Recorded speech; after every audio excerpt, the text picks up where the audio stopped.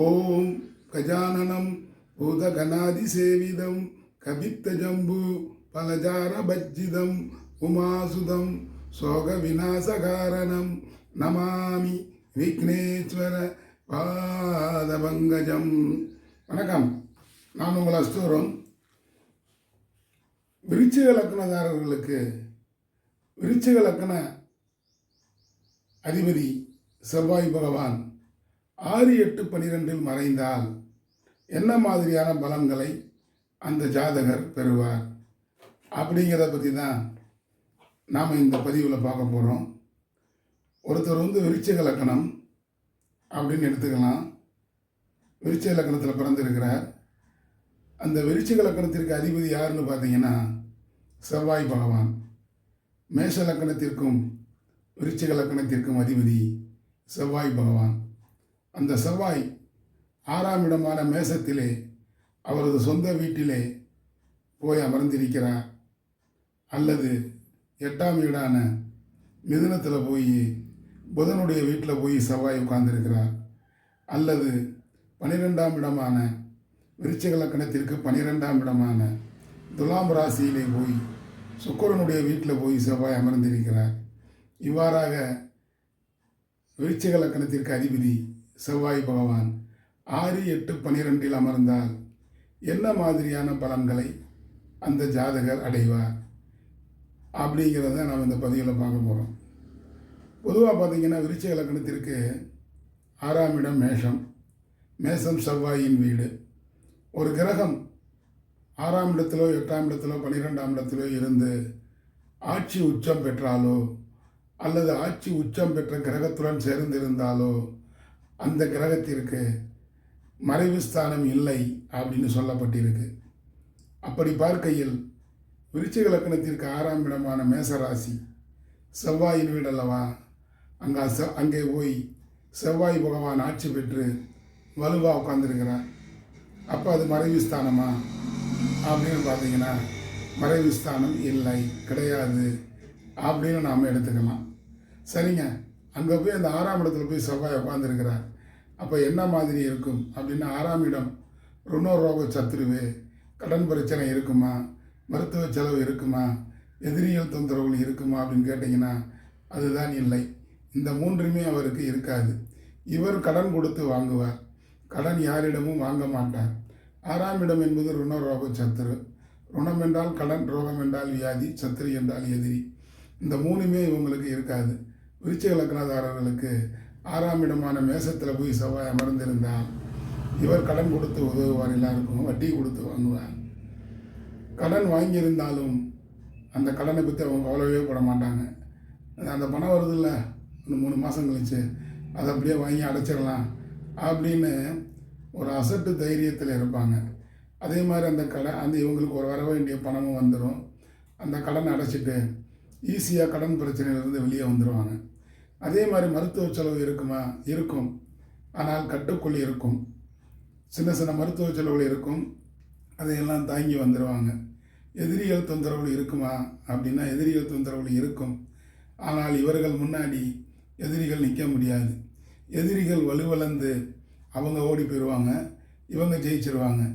ஆக விருச்சிக லக்னதாரர்களுக்கு 6ஆம் இடமான மேசராசியில் போய் தனது சொந்த வீட்டில் போய் செவ்வாய் உட்கார்ந்துருந்தா இந்த மாதிரியான பலன்களைத்தான் அந்த ஜாதகர் பெறுவார்.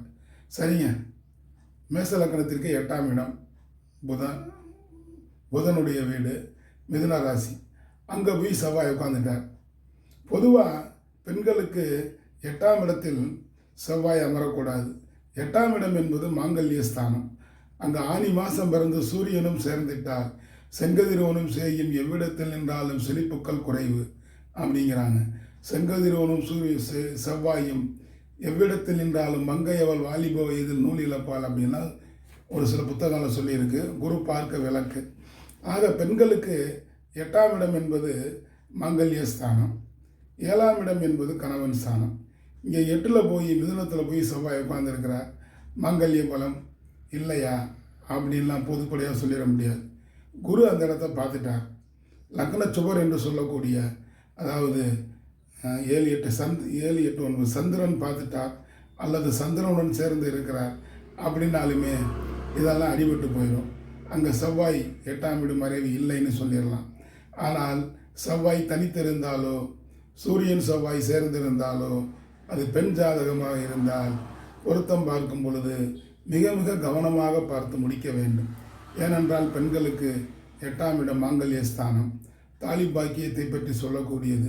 அது 8ஆம் இடத்துல போய் செவ்வாய் மறையக்கூடாது. செவ்வாய் மங்களகாரகன் அல்லவா? அப்போ மங்களகாரகன் மங்கள் நான் அப்படிம்பாங்க, திருமாங்கல்யத்தை மங்கள் நான் அப்படிம்பாங்க.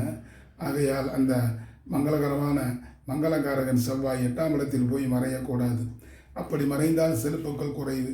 சரிங்க, இது பெண்களுக்கு மட்டுமா, ஆண்களுக்கு இல்லையா என்றால் ஆண்களுக்கும் இது பொருந்தும். விருச்சிக லக்னம் 8ஆம் இடத்திலே செவ்வாய் சூரியன் பாவர்கள் சேர்ந்திருந்தால் அவர்களுக்கு ஆரோக்கிய குறைபாடுகள் இருக்கும். கணவன் மனைவிக்குள் அடிக்கடி கருத்து வேறுபாடுகள், பிரிந்து இருக்கிறது, டைவர்ஸ் வாங்கிறது, இந்த மாதிரியானதெல்லாம் இந்த இவர்களுக்கு விருச்சிக லக்னதாரர்களுக்கு 8ஆம் இடத்தில் செவ்வாய் இருந்தால் அதன் பலனை அவர்கள் அனுபவித்தே ஆக வேண்டும். சரிங்க, இதே செவ்வாய் 12ஆம் இடமான துலாத்தில் சுக்கிரன் வீட்டில் போய் அமர்ந்துட்டார். சுக்கிரனுக்குத்தான் 12ஆம் வீடு 8-12ஆம் வீடு மறைவு இல்லை என்று சொன்னேன். செவ்வாய்க்கு மறைவு தான். அப்போ விருச்சிக லக்னதாரர்களுக்கு 12ஆம் இடமான துலாத்தில் போய் செவ்வாய் போய் மறைஞ்சிட்டார். அவரை பாவிகள் பார்த்து விட்டால் விரயங்களை ஏற்படும். அதாவது போய்கிட்டே இருப்பாங்க, வண்டி பொழுதுலையும் போய்கிட்டே இருப்பாங்க. ஒரு கல்யாண வீட்லேயோ இல்லை ஒரு விசேஷ காரியங்களுக்கோ இல்லை ஒரு கோவில் திருவிழாக்கோ போயிட்டு வரும் பொழுது ஆடை அணிகலங்கள், தங்க பொருட்கள் காணாமல் போகும். இந்த மாதிரியான விரயங்களை கொடுப்பார். சுவர்கள் பார்த்துட்டால் விளக்கு அப்படிங்கிறாங்க. குரு பார்த்துட்டாலோ அல்லது சந்திரனோடு சேர்ந்திருந்தாலோ சசிமங்கல யோகத்தை கொடுத்துருவாருங்கிறாங்க. அப்படியெல்லாம் கொடுக்க முடியாது. ஆகவே 12ஆம் இடம் என்பது மறைவு ஸ்தானம்தான். விரயங்களை கொடுப்பார்.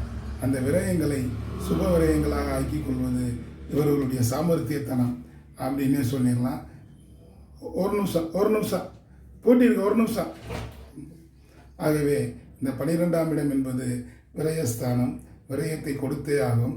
அப்போ விருச்சிக லக்னதாரர்களுக்கு செவ்வாய் 6-8-12 மறைந்தால் இந்த மாதிரியான பலன்களை அந்த ஜாதகர் சந்திக்கக்கூடும். ஆக இந்த ஒரு பதிவில் விருச்சிக லக்னத்திற்கு 6-8-12ஆம் இடமான செவ்வாய் மறைந்திருந்தால் என்ன மாதிரியான பலன்களை கொடுப்பார் அப்படிங்கிறத ஒரு சிறு விளக்கத்தோடு பார்த்தோம். இந்த பதிவு பிடிச்சிருந்தா சப்ஸ்கிரைப் பண்ணுங்கள், லைக் பண்ணுங்கள், ஷேர் பண்ணுங்கள். மறந்துடாமல் பெல் ஐக்கானை கிளிக் பண்ணுங்கள். அப்படி பெல் ஐக்கானை கிளிக் பண்ணும் பொழுது நான் பதிவிடும் அடுத்தடுத்த வீடியோக்கள் உங்களை தானாக வந்தடைவன கூறிக்கொண்டு இந்த நாள் இனிய நாளாக இருந்ததற்கு இறைவனுக்கு நன்றி கூறி நாளைய பொழுது நல்லதாக விடியட்டும் என கூறிக்கொண்டு உங்களிடமிருந்து விடைபெறுபவர் உங்கள் அஸ்தோரும். நன்றி, வணக்கம். வாலிய வளமுடன்.